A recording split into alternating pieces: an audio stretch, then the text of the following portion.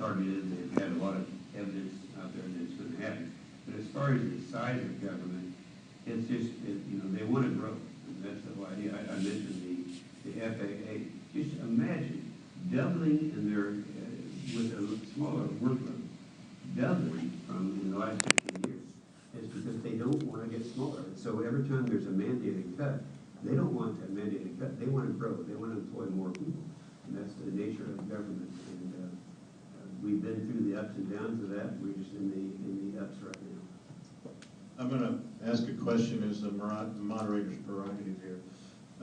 Secretary of the Air Force has testified, the Chief has testified, in the current budget environment, even before sequestration, the Air Force has infrastructure they cannot afford to sustain and operate and still meet their missions that they need to do.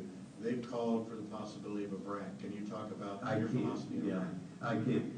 I opposed the last BRAC round, and the reason I did is because that was after the Clinton administration when we downsized our military, and I understand that. There was a justification for it at that time. But my feeling was this. It is much cheaper in the long run when you get back and you start rebuilding your military, to rebuild it with infrastructure that is there today. The one thing that people is incontrovertible, that if you go through a BRAC round and you close something, it's going to cost you money for the first 5 years. Everybody knows that. And now's the time that we can't afford to do that.